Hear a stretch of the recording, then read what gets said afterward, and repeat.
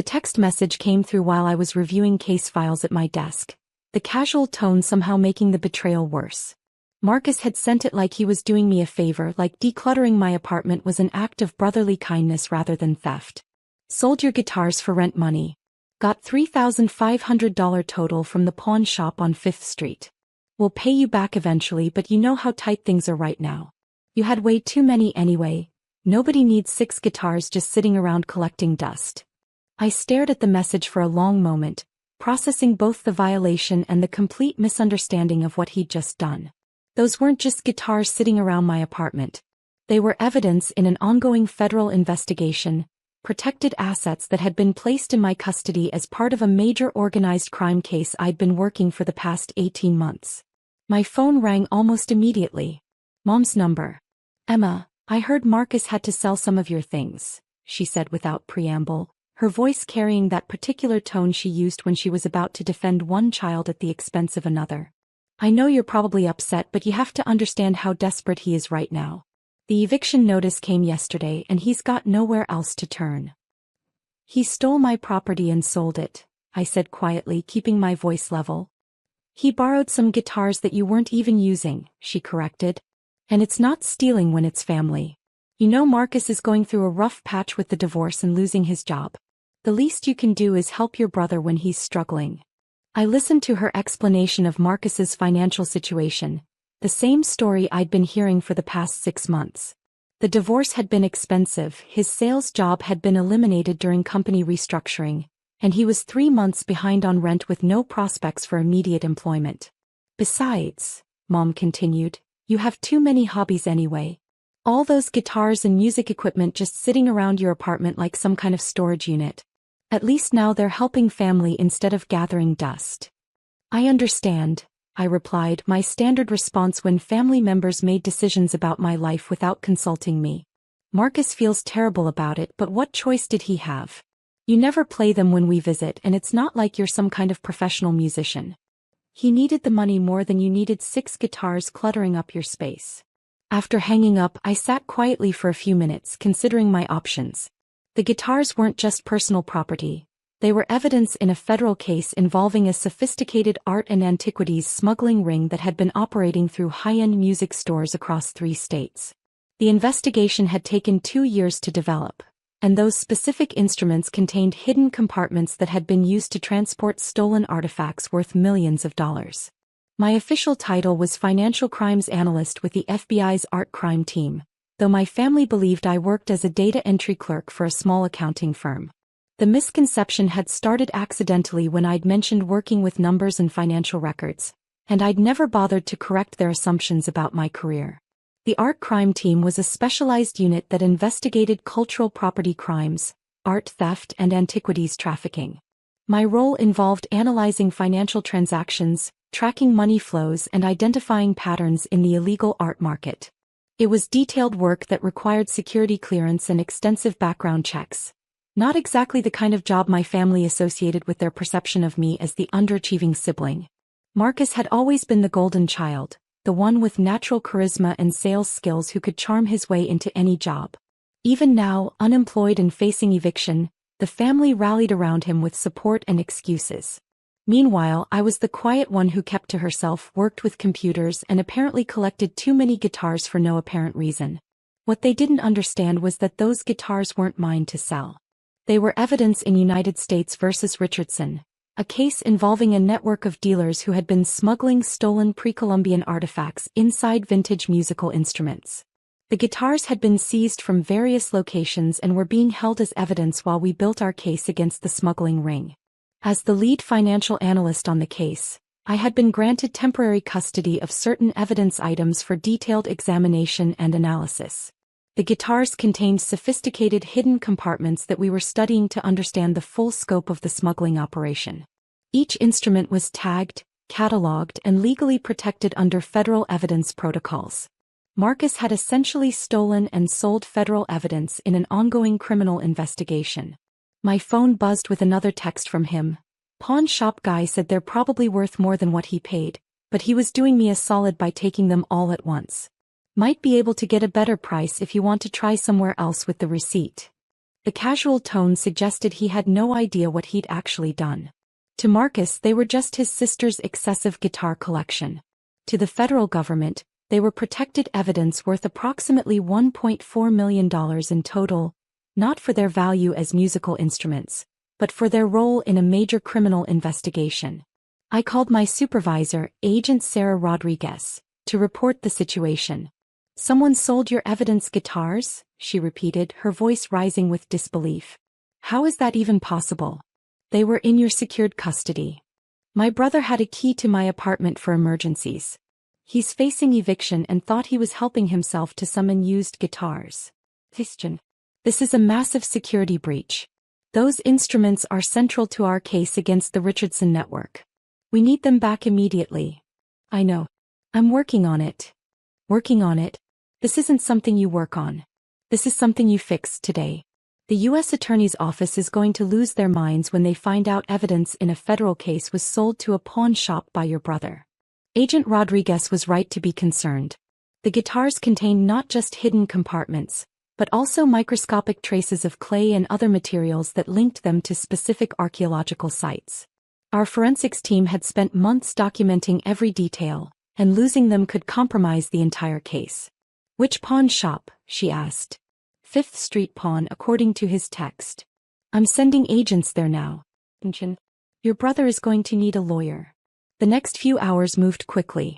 FBI agents arrived at Fifth Street Pawn with a federal warrant, only to discover that 2 of the guitars had already been resold to private collectors. The pawn shop owner, Jerry Kowalski, was cooperative but clearly panicked when he realized he'd unknowingly received stolen federal evidence. "The guy seemed legit," Jerry explained to the agents. "Had ID, said they were his sister's guitars, just needed quick cash. Happens all the time. People sell family stuff when they're desperate." The agents explained that the guitars weren't stolen in the traditional sense. They were evidence in a federal investigation, which made their sale a serious federal crime regardless of Marcus's intentions or family relationship to me.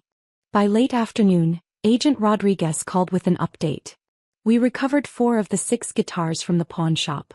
2 were sold this morning to collectors who are cooperating with the recovery. But your brother is in serious trouble, Chin. The U.S. Attorney wants to press charges for theft of federal evidence, obstruction of justice, and interfering with a federal investigation." "What kind of charges are we talking about?" "Federal felonies. Potentially 10 to 15 years if convicted on all counts. The value of the evidence and the impact on our investigation make this a major case." I felt a knot forming in my stomach.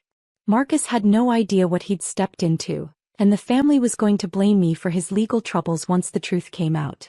"There might be options if he cooperates fully and if you're willing to vouch for his character," Rodriguez continued. "But this can't be swept under the rug.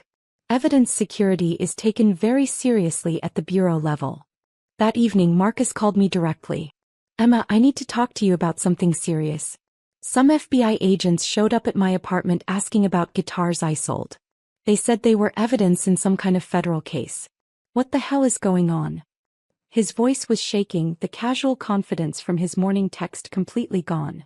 "You sold federal evidence in an ongoing criminal investigation," I said simply. "What? How is that possible? They were just guitars in your apartment." "They were evidence in my custody as part of my job." "Your job? You work at an accounting firm doing data entry." "No, Marcus. I'm a financial crimes analyst with the FBI's art crime team. Those guitars are evidence in a major smuggling case I've been working for 18 months. Silence stretched for nearly a minute. "You work for the FBI?" he finally asked. "Art crime team, financial analysis division." The guitars contained hidden compartments used to smuggle stolen artifacts. They're worth $1.4 million as evidence, and you selling them is a federal crime. "But I didn't know. You never told me you worked for the FBI. You never asked about my actual job. The family assumed I did data entry and I didn't bother correcting anyone." Marcus was quiet for a long time, processing the implications. "What happens now?" "You need a lawyer.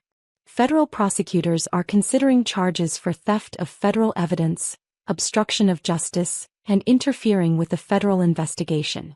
These are serious felonies." "How serious?" 10 to 15 years in federal prison, potentially. I could hear him breathing heavily on the other end of the line. Emma, you have to help me. Tell them it was a misunderstanding, that I didn't know what they were. You're my sister, you can't let them send me to prison for this. I can't make federal charges disappear, Marcus. You committed federal crimes. But I'm family. Doesn't that count for something? The conversation that followed was difficult. Marcus alternated between panic and anger, blaming me for not clearly labeling the guitars as evidence, for not telling the family about my real job, for not preventing him from making this mistake. It was everyone's fault except his own. 3 days later, the family held an emergency meeting at Mom and Dad's house. We need to discuss what's happening with Marcus, Dad announced grimly when everyone had gathered in the living room. This FBI situation is completely out of hand. Marcus sat slumped in his chair, looking like he hadn't slept since the agent's visit. Mom hovered nearby with tissues and reassuring touches, while Dad paced the room with barely contained anger. Emma, I need you to explain something to me, Dad said, stopping in front of my chair. How exactly did Marcus get in trouble for selling guitars? This whole story makes no sense. He sold federal evidence in an ongoing criminal investigation, I replied calmly. Evidence? They were guitars in your apartment. Personal property. They were evidence in my custody as part of my job with the FBI. Uncle Robert leaned forward in his chair. The FBI? You work for the FBI. Art crime team. I'm a financial crimes analyst specializing in cultural property crimes and antiquities trafficking. The room went silent as everyone processed this information. You work for the FBI, Mom repeated slowly, as if saying the words might make them make more sense. For the past 4 years. The guitars Marcus sold were evidence in a major smuggling case involving stolen artifacts worth millions of dollars. Dad sat down heavily. Why didn't you ever tell us you worked for the FBI? You all assumed I did data entry at an accounting firm. No one ever asked for details about my actual job responsibilities. Marcus looked up from his dejected posture. She's lying. This is some kind of story she made up to get me in trouble for selling her stupid guitars. I pulled out my FBI credentials and placed them on the coffee table. The federal badge and identification card clearly showed my name, photograph, and title with the Bureau. Dad picked up the credentials with shaking hands. Financial Crimes Analyst, Art Crime Team, Federal Bureau of Investigation. The guitars contained hidden compartments used to smuggle pre-Columbian artifacts, I explained. They're evidence in United States versus Richardson, a case involving a network of dealers operating across 3 states. Selling them is a federal crime regardless of Marcus's intentions. But he's family, Mom protested. Surely that makes a difference. You can explain that it was an innocent mistake. Federal evidence protocols don't have exceptions for family members. Marcus committed federal crimes when he sold those guitars. Uncle Robert was staring at me with a mixture of shock and something that might have been respect. How long have you been working these kinds of cases? 4 years with the art crime team, 6 years total with the Bureau. I started in financial crimes before specializing in cultural property cases. The family meeting continued for another 2 hours, with everyone struggling to reconcile their perception of me as the underachieving sibling with the reality of my career in federal law enforcement. Dad asked detailed questions about my work, while Mom seemed unable to process that her quiet daughter had been investigating major criminal cases for years. Why keep it secret? Dad asked finally. I didn't keep it secret. I just never corrected your assumptions. You all decided I was unsuccessful based on my apartment, my car, my lifestyle. No one was interested in the details of my actual career. Marcus was becoming increasingly agitated as the conversation continued. This is all bullshit. Emma's trying to make herself look important while I'm facing federal prison. She could make this go away if she wanted to. No, Marcus. I can't make federal charges disappear. You committed serious crimes. They were just guitars. They were $1.4 million worth of federal evidence in a major criminal investigation. Agent Rodriguez called the next morning with an update on the case. The U.S. Attorney's Office is willing to consider a plea agreement, she reported. Full cooperation, restitution for investigation costs, and 5 years probation instead of prison time. But your brother has to admit guilt and provide complete testimony about his actions. What kind of restitution? Approximately $200,000 to cover the cost of recovering the evidence, re-authenticating the artifacts, and rebuilding the portions of our case that were compromised, plus court costs and administrative fees. I relayed this information to Marcus, who responded with a mixture of relief and outrage. $200,000? How am I supposed to pay that? I don't even have money for rent. It's better than 15 years in federal prison, I pointed out. Can't you help me with the money? You work for the FBI. You must make decent money. I'm not paying restitution for crimes you committed. But I'm your brother. And this is partly your fault for not telling me about your job. The conversation followed a familiar pattern, with Marcus alternating between self-pity and attempts to blame others for his situation. The possibility that he might face real consequences for his actions seemed incomprehensible to him. The family's reaction was similarly predictable. Dad thought the restitution amount was excessive, while Mom insisted there had to be some way to reduce the penalties for what she continued to describe as an innocent mistake. Maybe if Emma explained to her supervisors that Marcus is a good person who made an error in judgment, Mom suggested during another family call. The FBI doesn't reduce federal charges based on character references from family members, I explained patiently. But you have influence there. You could put in a good word for him. I have no influence over federal prosecution decisions. If anything, my connection to Marcus makes this case more complicated, not less. Over the following weeks, the family dynamics shifted as everyone adjusted to the new reality. Dad started asking questions about my work that showed genuine interest rather than dismissive assumptions. Mom struggled to understand how I'd hidden such a significant career for so long, while Uncle Robert seemed almost intimidated by the revelation. Marcus ultimately accepted the plea agreement, admitting guilt to federal charges in exchange for probation and restitution payments. The $200,000 fine would be paid through wage garnishment over 15 years, assuming he could maintain steady employment. The case resolution came 6 months later when the Richardson Network was convicted on multiple federal charges related to cultural property crimes. The evidence from the guitars had been crucial in establishing the scope of the smuggling operation and securing convictions against 12 defendants. Agent Rodriguez commended my professionalism throughout the investigation, despite the personal complications created by Marcus's actions. Not many agents could maintain objectivity when family members compromise their cases, she noted in my performance review. Your handling of the evidence security breach was exemplary. The family relationships continued to evolve gradually. Dad developed a genuine respect for my career achievements, often asking for details about cases I could discuss publicly. Mom remained somewhat bewildered by the disconnect between her perceptions and reality, but she stopped making assumptions about my financial situation or career prospects. Marcus served his probation successfully and eventually found steady employment, though our relationship remained strained. The restitution payments would continue for years, a constant reminder of the consequences of his actions. I still don't understand why you never told us about your real job, he said during one of our rare conversations. Because it didn't matter what you thought about my career. I didn't need your approval or recognition to be successful in federal law enforcement. But if I'd known, I never would have sold the guitars. If you'd asked before taking my property, you would have learned they weren't mine to sell. The most significant change was in how the family viewed success and achievement. No more assumptions based on lifestyle choices or visible wealth. No more lectures about career advancement from people who didn't understand the work involved. Most importantly, no more treating someone's property as available for family use without permission, regardless of apparent need or financial desperation. Federal law enforcement doesn't recognize family emergency exceptions, and $1.4 million worth of evidence isn't just guitars sitting around collecting dust. Some lessons come with permanent consequences, including federal felony convictions and 15 years of restitution payments.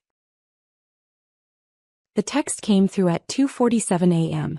I was awake anyway, reviewing quarterly reports from my investment portfolio, so I saw it immediately.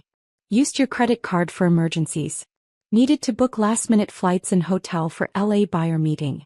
Family supports family, right? Will pay you back eventually. Mara. I stared at the message for a long moment, then checked my credit card app. $4,200 in charges. First-class flights. Four Seasons Hotel. Several expensive dinners. I typed back, no problem. Then I opened my secure email and drafted a message to my attorney, Patricia Morrison at Chin and Associates. Patricia, please prepare dissolution documents for the Luminous Boutique Partnership. I want out completely. Effective immediately. PR. Her reply came within an hour. Patricia never slept much either. Understood. This will trigger the partnership agreement's exit clauses. Are you certain? This is your sister's company. I'm certain. Proceed with full legal dissolution. I want my capital returned according to the original terms. Confirmed. I'll have documents ready by Tuesday morning. I set down my phone and went back to my reports. The Luminous Boutique investment had been profitable, but Mara's behavior had been escalating for months. This wasn't about $4,200. This was about a pattern. Mara started Luminous Boutique 3 years ago with big dreams and zero capital. She'd been working retail management, saving obsessively, planning her own upscale women's clothing store. The concept was solid: curated designer pieces, personalized styling, exclusive local designers. The execution was ambitious. The problem was money. Mara had $30,000 saved. She needed $200,000 minimum to launch properly: lease, inventory, renovations, marketing, operating capital for the first year. She'd pitched to banks and gotten rejected. Too risky, they said. Retail was dying. She had no collateral. Her credit score was mediocre from old student loans. That's when I'd approached her through my attorney. Not as her sister Amber, who worked from home doing freelance graphic design. As AR Capital, an anonymous investment firm interested in supporting women-owned small businesses. The offer was straightforward. $170,000 in exchange for 51% equity and a seat on the advisory board, which I never exercised. Mara could maintain operational control, but major financial decisions required partner approval.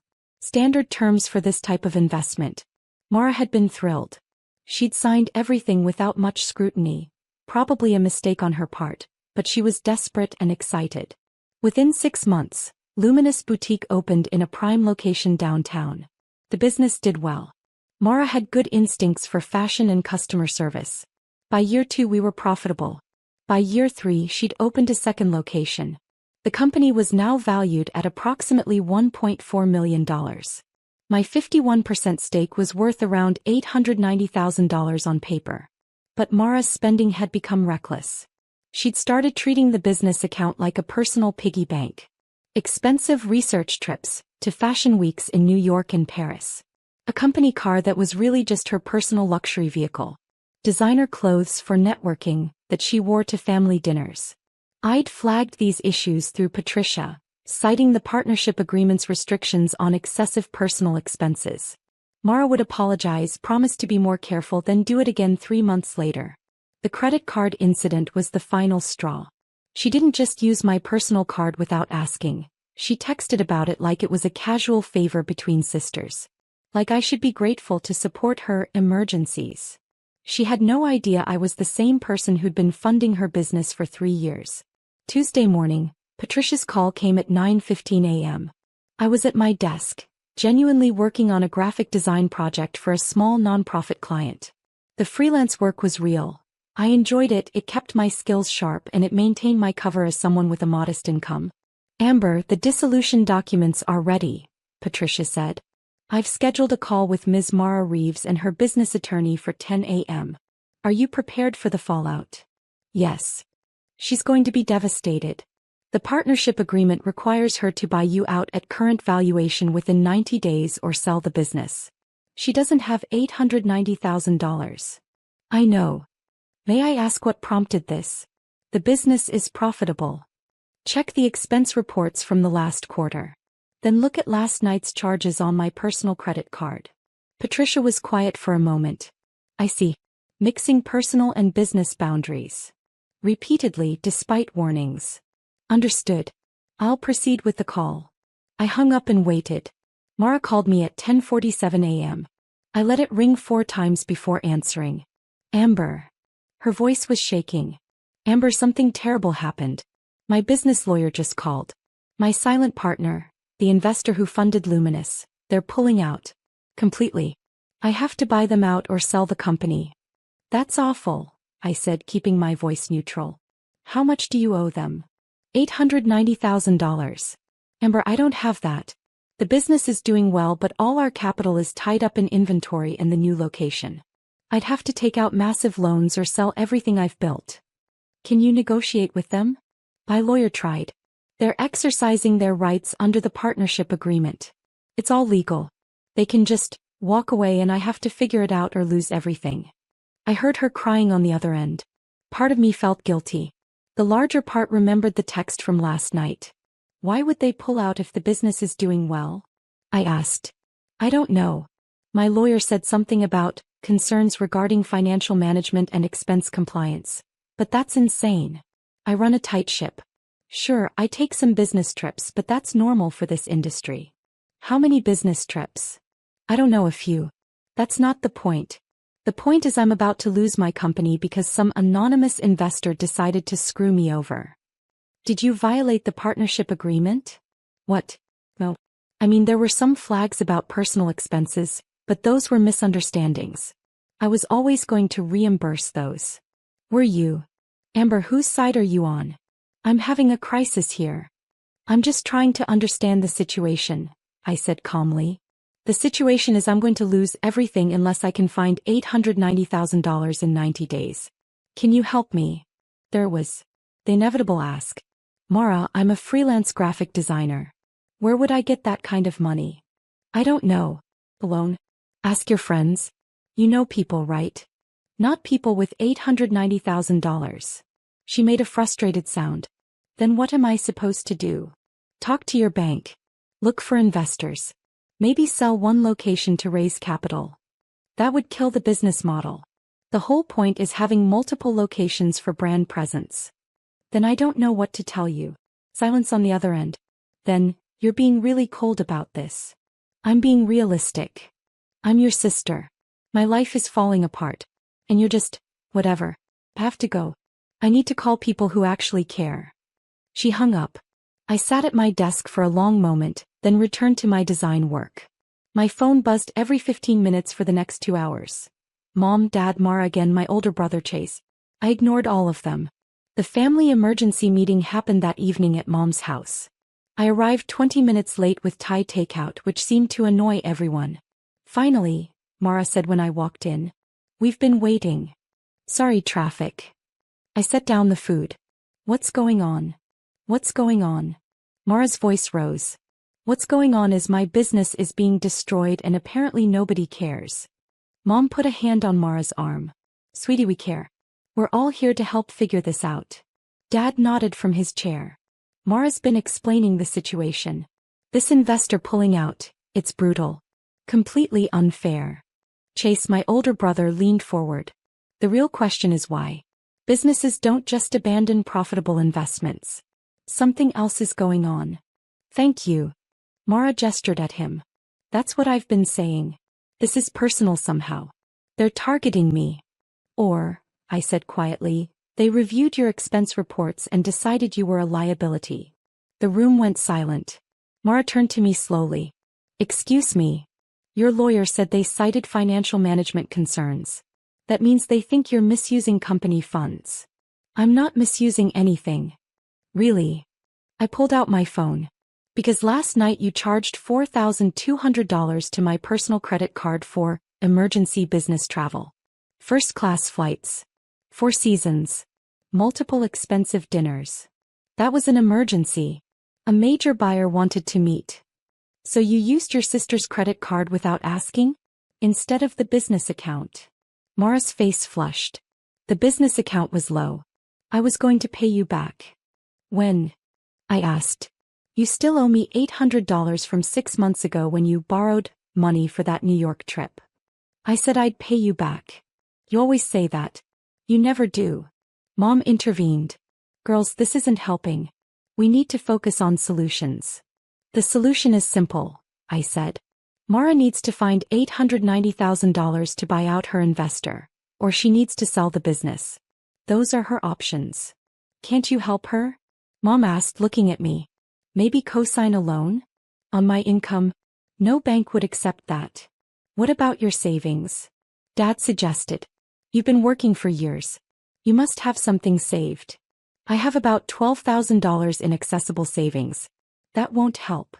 Mara laughed bitterly. Of course. Amber, the struggling artist, can't help. As usual. What does that mean? I asked. It means you've never contributed anything to this family. You work from home doing whatever, making barely any money, living in your tiny apartment with your sad little life. And now when I actually need something, you're useless. Chase frowned. Mara, that's harsh. Is it? Look at her. She's 34 years old, and what has she accomplished? I built a business from nothing. I created jobs. I made something of myself. And she just exists. I felt the familiar sting of Mara's words. She'd always been this way, successful, driven, judgmental. The golden child who did everything right while I was the family afterthought. You're right, I said quietly. I haven't accomplished much. Definitely nothing as impressive as a boutique empire built on other people's money. What's that supposed to mean? It means your investor gave you $170,000 to start. You didn't build this from nothing. You built it from someone else's capital, and now you're shocked they want it back when you've been violating the partnership terms. I haven't violated anything. The expense reports say otherwise. And using my credit card for your emergency trip? That shows a pattern. You treat other people's money like it's yours to take. Mara stood up. I don't have to listen to this. I came here for support, not judgment from my loser sister. Mara, Mom started. No. I'm done. Amber's always been jealous of my success. Now she's using my crisis to make herself feel better about her pathetic life. She grabbed her purse and stormed toward the door. Then she stopped and turned back. You know what? Fine. I'll sell the business. I'll lose everything I worked for. And when I'm broke and desperate, don't come crying to me for help. Because unlike you, I actually had something worth losing. She left, slamming the door. The room stayed quiet for a long moment. Finally, Chase spoke. That was intense. She's under a lot of stress, Mom said, but she sounded uncertain. Dad looked at me. Amber, maybe you were a little hard on her. Was I? I asked. She just called me a jealous loser with a pathetic life. But I was too hard on her. She didn't mean it, Mom said. She's scared. She meant it, I said. Mara's always meant it. She's been looking down on me since we were teenagers. I'm used to it. That's not true, Mom protested weakly. Mom, she just told me I've never contributed anything to this family. That I'm useless. That my life is sad and little. How is that not true? No one had an answer. I picked up my Thai food. I'm going home. Good luck solving Mara's crisis. I didn't hear from Mara for 3 days. Then she texted, need to talk. Coffee tomorrow. We met at a Starbucks near her boutique. She looked exhausted, dark circles under her eyes, hair in a messy ponytail, none of her usual careful styling. Thanks for coming, she said when I sat down. Sure. I wanted to apologize. For what I said at Mom's. That was cruel. It was honest, I said. You've always thought I was a loser. At least now you've said it out loud. I don't think that. Mara, you literally called my life pathetic 3 days ago. She winced. I was upset. I lashed out. You were upset, so you said what you actually think. That's how it works. She stared at her coffee. I've been looking at my options.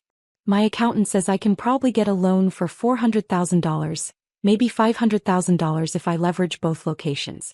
But that leaves me $400,000 short. So you'll have to sell. Probably. Unless.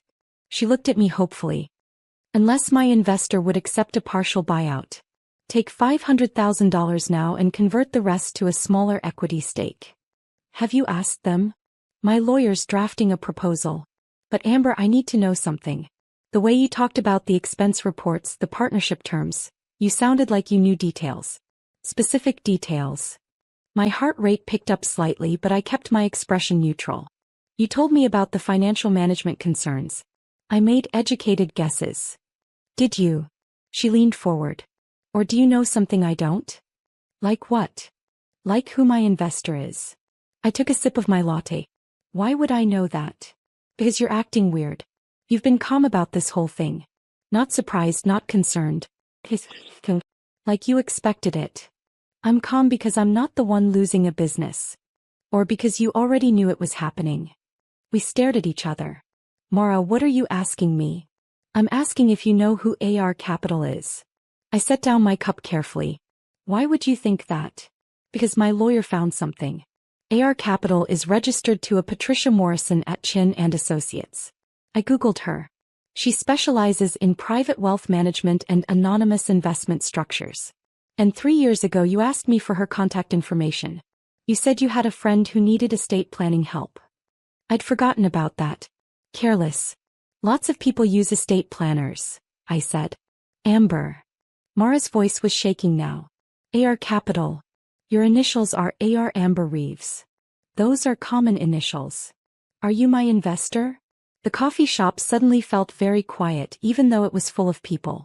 Mara. Just tell me. Yes or no. Are you AR Capital? I could have lied. I could have maintained the fiction. But 3 years of watching Mara build her business on my money while treating me like a family embarrassment had worn me down. Yes. She sat back like I'd slapped her. Oh my God.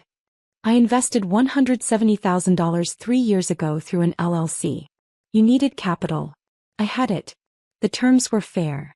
You've been my silent partner this whole time? Yes. Why didn't you tell me? Would you have taken investment money from your loser sister? The one with the sad, pathetic life. She closed her eyes. That's what this is about. Revenge for what I said. No. I filed the dissolution paperwork before that conversation. This is about you using my personal credit card without permission, after years of flagging your excessive personal expenses through official channels. Those expenses were for the business.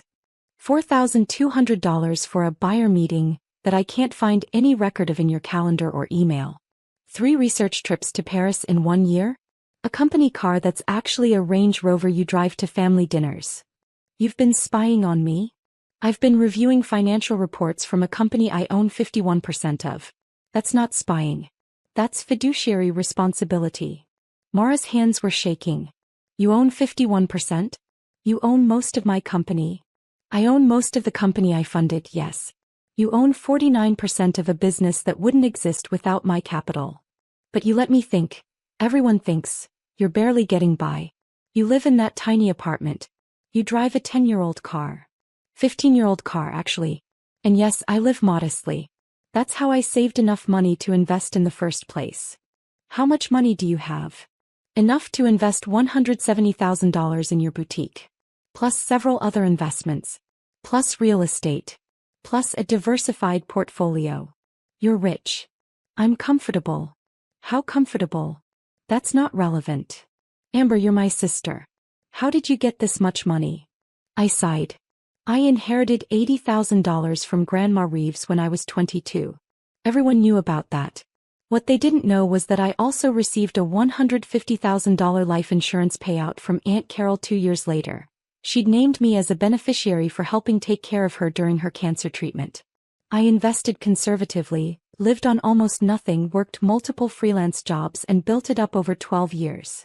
You have a life insurance payout you never told anyone about? Because I didn't want this. This conversation. This judgment. This expectation that I should fund everyone else's dreams. Is that what you think I did? Used you? Mara, you texted me at 2 a.m. to tell me you'd charged $4,200 to my credit card without asking. How is that not using me? He was crying now. I was desperate. The buyer meeting was real. I just didn't have immediate access to funds. You have a business account with $40,000 in it. I've seen the statements. That's operating capital. I can't just drain it for personal travel. Exactly. It was personal travel. Not a business expense. And you charged it to me instead of paying for it yourself. I was going to pay you back. When? You've been going to pay me back for 3 years. Every personal expense you've charged to the business account, every loan you've taken from family, every financial boundary you've crossed. You always say you'll make it right. You never do. Mara put her head in her hands. So that's it? You're destroying my business because I borrowed $4,200.